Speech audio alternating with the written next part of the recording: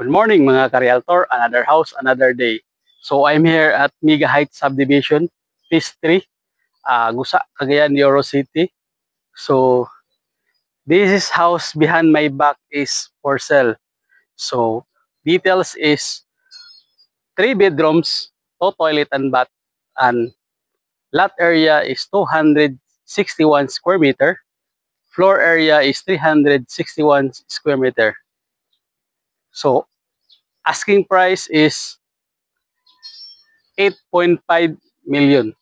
So finish and semi-furnished and clean title. So i-view na to ang sulod. So gated siya, naka-fence. So this house is built January 2025. So this year lang siya na-build. So you can see here the parking lot. So sigo siya ang SUV, pickup type truck. So na siya puset dire for gardening and car wash. And here, na siya mga spotlight sa side, sa stairs. So na siya mga spotlight sa stairs. So pag gabi na siya, around mga 6 o'clock, so magsiga ni siya ang mga spotlight. No, kay solar ni siya. So na siya ay bamboo, Chinese bamboo. So this is glass. So sudlo na to ang sulod para makita na to ang sulod. So kung naka diri sa sulod, kini nga area mao ni ang living area and that is dining area. So you can see the high ceiling, no? So na siya mga 10 feet ang iyang height sa ceiling. So glass siya. So ang nakanindot aning glass is kung naka sa sulod, maklaro ni mong nasa gawas. Kung naka sa gawas, dili ka maklaro dire sa sulod. So may nakanindot sa iyang glass niya. So magic tent ang gigamit. So pwede po siya nasa window, pwede mo open. Kung dili ka mag-aircon, so ang nakanindot aning style sa balay, daghan siya og mga outlet, no? Nasa mga outlet and there. So ang diri nga side, kung mao ni mong dining area, so naa siya sliding door, sliding glass. So pwede ka diri. So diri nga side, so pwede ka diri mag-party. Kung nakay party, pwede diri. Kay luwag pa yang space. So na siya space nga 2.5 nga step back, no? So sa front dayan na siya mga 10 meters nga step back yapon sa front. So yung front ani. So diri sa living o dining area, nasa split type na aircon, nasa sink. So nasa glass para makita nimo dito sa gawas, no, sa washing area o sa service area. So atong tanawon diri. So diri sa ubos, nasa toilet and bath. So nasa toilet and bath diri sa ground floor. So nakaka-tiles na siya, nasa shower. So finish niya.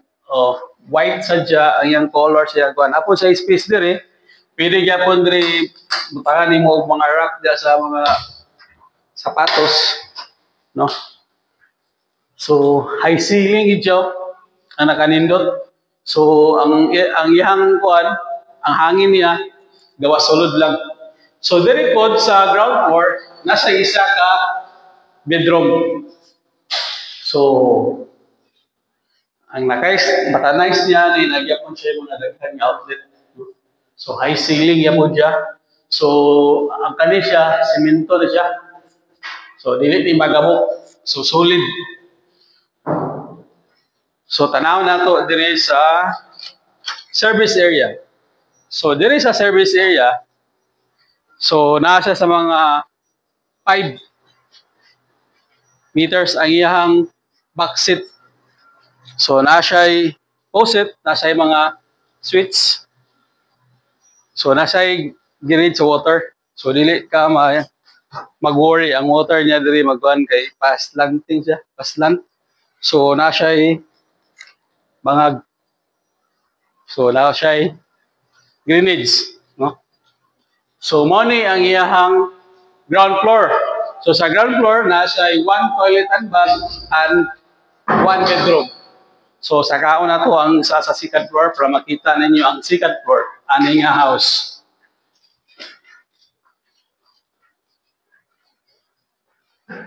So diri sa second floor makita nimo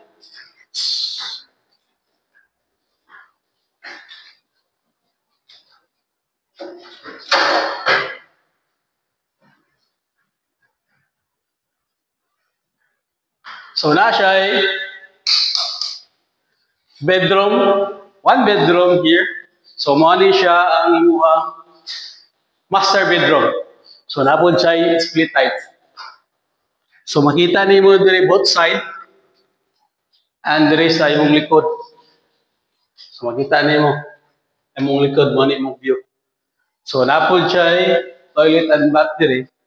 So ang toilet and bath diri is connecting siya sa pikas nga room, no? So nice og design. So mao po ni ang duha diri nga room sa second floor.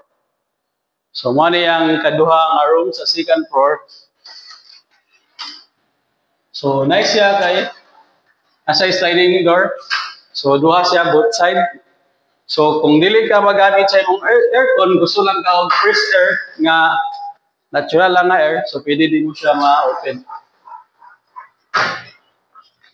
So lagyan mo sa split type diri sa ikaduha nga room. So adto ta sa balcony. Para makita ninyo ang view sa balcony. So diri sa balcony, nice kay ni siya og view. Kay diri nga side, ano siya ang mountain nga side, imong view. So makita nimo diri ang mountain nga side, ang view nimo diri sa second floor sa imong balcony. And diri po na side mo ang Makahalar Bay. So makita nimo ang Makahalar Bay diri nga side sa imong left nga side. So mo ni ana kanindot ani nga house kay ngano fresh kayo ang year diri sa mga ron. Unsay oras karon? So 2:30 in the afternoon. Pero bugnaw siya adli sa init tungod sa iyahang view diri sa taas nga hangin. So, this Albert, the licensed real estate salesperson, good afternoon. And don't forget to like and share this video. Thank you.